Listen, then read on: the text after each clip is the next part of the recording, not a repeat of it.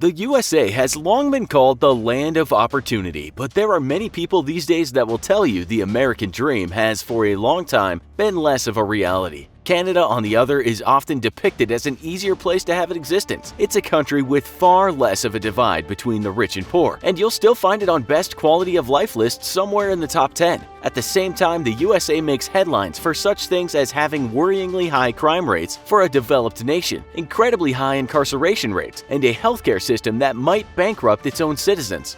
We might be being harsh here, and we certainly aren't saying Canada is a utopia. Alright, so you want to be a cop in the USA. You've done your research, meaning you've seen The Wire, watched all episodes of NYPD Blue, and even stayed up late to watch reruns of Columbo and Cagney and Lacey. You are basically ready to hit the streets, right?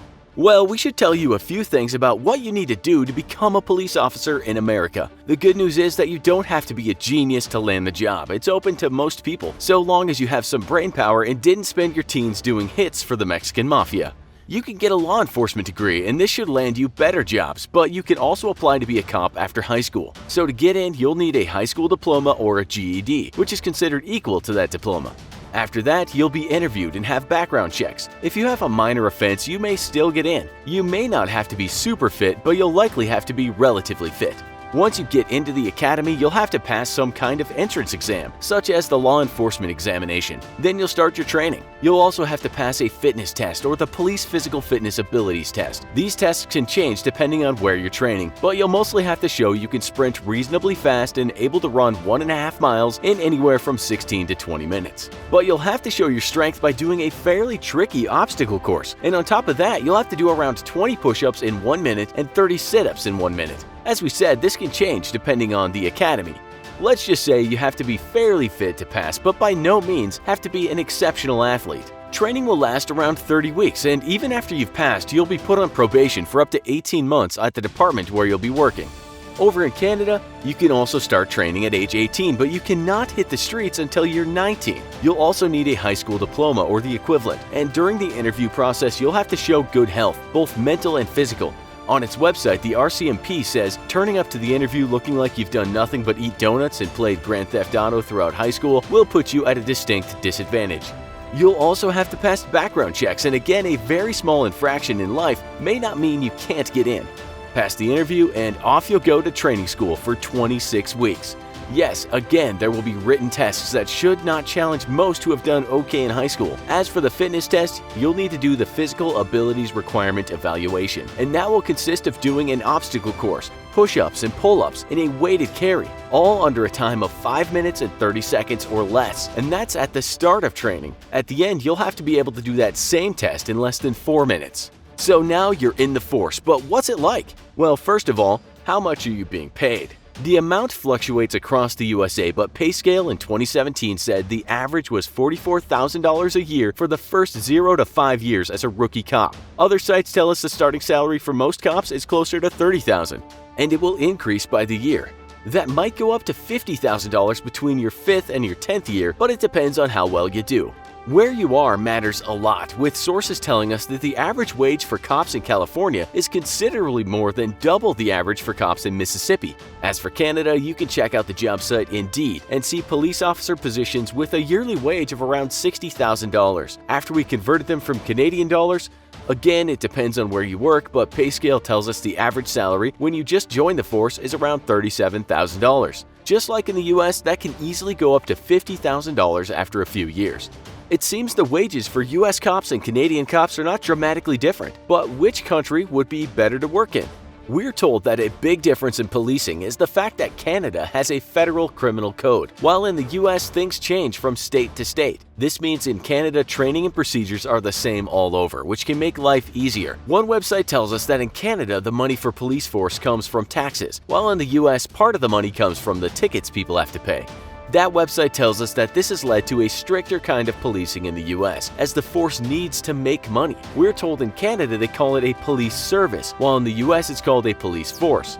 Canadians adopt a kind of community policing, while in the US the cops are perhaps less part of their communities. Then there's the matter of higher crime rates in the US. We'll let an expert explain. Canadians often point to a single major difference between our two cultures as a starting point. Guns are far more easily available in the United States than in Canada. This environment leads to a tense situation for any police officer, no matter how polite he or she may wish to appear. And this means the US police are not only in more danger, but tend to use a bit more force.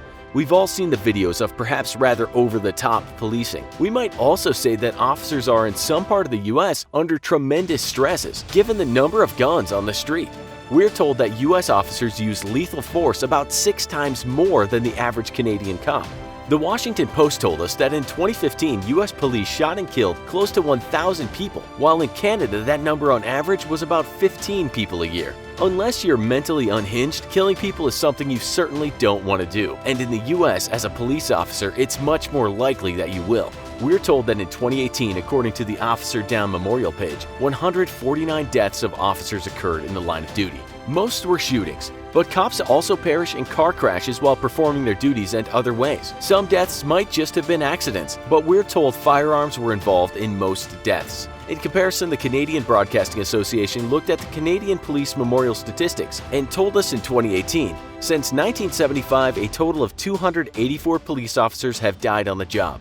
Of these, 101 were homicide victims, while 88 were killed in vehicle accidents, often while rushing to respond to a call in poor road conditions. We can certainly say that officers in the US have the more dangerous job by a long way, so you're getting a similar wage but have a more chance of killing someone and a more chance of being killed. You're also more likely to have to use force to adopt a more aggressive style of policing, all of which would likely make your job more stressful in the US. That stress is killing officers in the US, we're told. One study cited by Men's Health said the number of officers that took their own lives in 2016 was way more than those who were shot.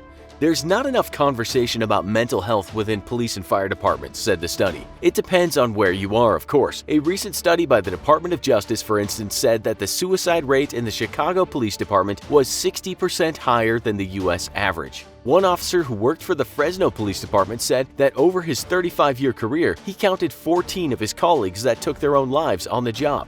Apparently, getting the number of officers who do that after retiring is not easy to do. USA Today also reported in 2018 that more officers took their own lives, 148, than died in the line of duty. We can likely deduce that being a cop in the USA can be a very stressful job. In Canada in 2018, 9 officers took their own lives. This was high compared to recent years. We might also add here that there are many more cops in the US than there are in Canada. Statistics tell us that there are about 70,000 police officers in Canada and almost 10 times that amount in the USA. Other stats tell us the USA has considerably more officers per capita than Canada, but Canada has a lot less crime.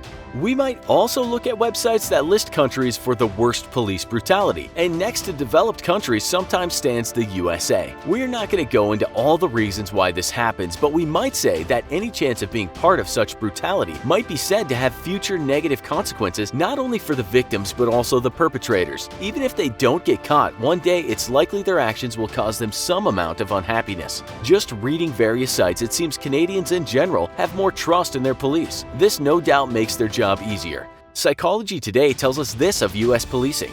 Recent polls suggest that the majority of Americans do not feel that the police are adequately held accountable for their actions, treat racial groups equally, or use the right amount of force. In conclusion, with Canadian police being liked more by those they serve, the fact that they have less chance of being killed, the fact that they deal with less crime and likely suffer less trauma, and the fact that their wages are not too different than their counterparts in the US, we'd say being a cop in Canada is better. Did you find this video interesting? Check out our other video where we compare American cops to British cops. And as usual, if you enjoyed this video, don't forget to like, share, and subscribe for more great content.